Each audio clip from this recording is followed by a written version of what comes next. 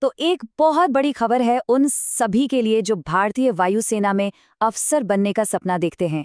AFCAT यानी कि air force common admission test 01/2/2026 की घोषणा हो चुकी है और इस पूरी जानकारी में हम इस भर्ती से जुड़ी हर एक जरूरी बात को समझेंगे। तो चलिए सबसे पहले बात करते हैं कि मौके कितने हैं। इस बार इंडियन एयरफोर्स ने कुल 340 पदों के लिए भर्तियां निकाली हैं। ये वाकई में देश की सेवा करने का एक बहुत बड़ा अवसर है। देखिए, हमारा मकसद यहाँ पर यह है कि इस पूरे ऑफिशियल नोटिफिकेशन को एक बिल्कुल आसान गाइड में बदल दिया जाए, ताकि आवेदन प्रक्रिया का हर स्टेप आसानी से समझ में आ सके और कोई भी ज़रूरी जानकारी छूट न जाए। अच्छा, जो लोग इस प्रक्रिया से ज्यादा वाकिफ नहीं हैं, उन्हें बता दें कि AFCAT एक नेशनल लेवल का कॉम्पिटिटिव एग्जाम है और इसी परीक्षा के जरिए इंडियन एयरफोर्स अपनी सभी ब्रांचेस के लिए ऑफिसर्स को चुनती है। और हाँ, इस शानदार करियर के साथ एक जबरदस्त सैलरी भी तो है। जो भी ऑफिसर्स चुने जाएंगे उनकी शुरुआती सैलरी लेवल 10 पे स्केल के हिसाब से 56,100 रुपए प्रति माह से शुरू होगी। अब आते हैं सबसे जरूरी हिस्से पर, तारीखें।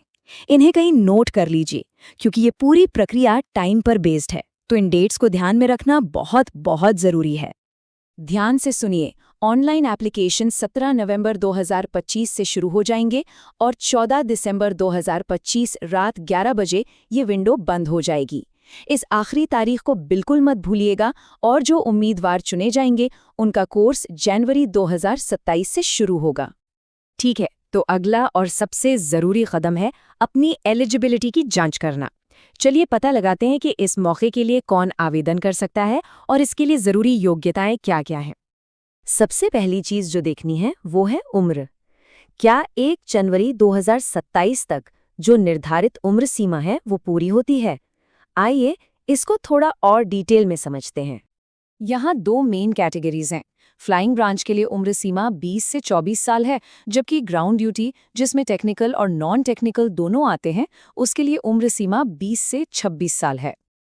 तो अगर सपना पायलट बनने का है, मतलब फ्लाइंग ब्रांच का, तो जन्म 2 जनवरी 2003 से 1 जनवरी 2007 के बीच होना चाहिए। क्वालिफिकेशन की बात करें तो किसी भी स्ट्रीम में बैचलर डिग्री चलेगी, लेकिन हाँ, 12वीं में फिजिक्स और मैथ्स होना जरूरी है। BE या BTech वाले भी अप्लाई कर सकते हैं और NCC स्पेशल एंट्री के लिए एयर विंग का C सर्टिफिकेट होना जरूरी है। अच्छा, अब आते हैं टेक्निकल साइड पर। ग्राउंड ड्यूटी टेक्निकल ब्रांच के लिए उम्र सीमा है 20 से 26 साल। इसके लिए 12वीं में फिजिक्स और मैथ्स में कम से कम 60% मार्क्स चाहिए और साथ में इंजीनियरिंग या टेक्नोलॉजी में 4 साल की डिग्री भी जरूरी है। और ग्राउंड ड्यूटी नॉन टेक्निकल में तो कई ऑप्शंस हैं, जैसे एडमिनिस्ट्रेशन और लॉजिस्टिक्स के लिए किसी भी सब्जेक्ट में 60% मार्क्स के साथ बैचलर डिग्री चाहिए। अकाउंट्स के लिए बीकॉम में 60% मार्क्स और एजुकेशन ब्रांच के लिए MBA, MCA या MA, MSc में 50% मार्क्स होने चाहिए। ठीक है, तो एलिजिबिलिटी चेक हो गई। अब देखते हैं कि ये जो 340 पद हैं, ये अलग-अलग ब्रांचेस में बटे कैसे हैं और कौन सी भूमिका सबसे अच्छी हो सकती है। जैसा कि बताया, कुल 340 पोस्ट्स को 3 मेन ब्रांचेस में बांटा गया है। पहली है फ्लाइंग, दूसरी ग्राउंड ड्यूटी टेक्निकल और तीसरी ग्राउंड ड्यूटी नॉन टेक्निकल। चलिए अब एक-एक करके देखते हैं कि किसमें कितने पद हैं। सबसे पहले फ्लाइंग ब्रांच, ये शॉर्ट सर्विस कमीशन यानी SSC के तहत है। इसमें पुरुषों के लिए 34 और महिलाओं के लिए 4 सीटें हैं। शॉर्ट सर्विस कमीशन का मतलब है कि अफसर एक तय समय के लिए, जो आमतौर पर 14 साल होता है, अपनी सेवाएं देते हैं। ग्राउंड ड्यूटी टेक्निकल में परमानेंट कमीशन यानी PC और शॉर्ट सर्विस कमीशन यानी SSC दोनों के मौके हैं। परमानेंट कमीशन का मतलब है रिटायरमेंट की उम्र तक सर्विस। यहाँ एरोनॉटिकल इंजीनियर इलेक्ट्रॉनिक्स यानी AEL और मैकेनिकल यानी AEM दोनों में पुरुषों और महिलाओं के लिए काफ़ी अच्छे अवसर हैं। जैसा कि आप देख सकते हैं, टेक्निकल स्किल्स वालों के लिए यहाँ बहुत मौके हैं।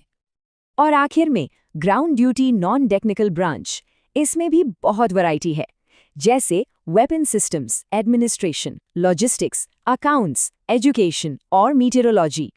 आप देख सकते हैं कि एडमिनिस्ट्रेशन में पुरुषों के लिए सबसे ज्यादा 48 पद हैं। तो अब जब आपने अपनी पसंद की ब्रांच भी चुन ली है, तो अगला कदम है अप्लाई करना। आइए इस पूरी प्रक्रिया को एक-एक स्टेप में समझते हैं। एप्लीकेशन फीस पर ध्यान देना जरूरी है। AFCAT एंट्री के लिए सभी उम्मीदवारों को 550 रुपये देने होंगे। लेकिन एक अच्छी खबर है, अगर NCC स्पेशल एंट्री या मेट्रोलॉजी एंट्री से अप्लाई कर रहे हैं तो कोई फीस नहीं है, बिल्कुल ज़ीरो। ये प्रोसेस पूरी तरह से ऑनलाइन है, बहुत सिंपल है। सबसे पहले ऑफिशियल वेबसाइट afchat.cdac.in पर जाकर रजिस्टर करें, फिर लॉगिन करके एप्लीकेशन फॉर्म भरें, अपने ज़रूरी डॉक्यूमेंट्स अपलोड करें, फीस जमा करें और हाँ, आखिर में फॉर्म सबमिट करने के बाद कंफर्मेशन पेज का प्रिंट आउट लेना बिल्कुल ना भूलें। इस वेबसाइट एड्रेस को ध्यान से नोट कर लें, afcat.cdac.in। याद रखिए, ये अप्लाई करने के लिए एकमात्र ऑफिशियल पोर्टल है, किसी भी दूसरी वेबसाइट पर भरोसा न करें। तो हमने लगभग सारी ज़रूरी जानकारी कवर कर ली है। अब उड़ान भरने से पहले चलिए एक फाइनल प्री फ्लाइट चेकलिस्ट देख लेते हैं, ताकि सभी ज़रूरी बातें याद रहें और कुछ भी मिस ना हो। तो फटाफट से मेन पॉइंट्स दोहरा लेते हैं।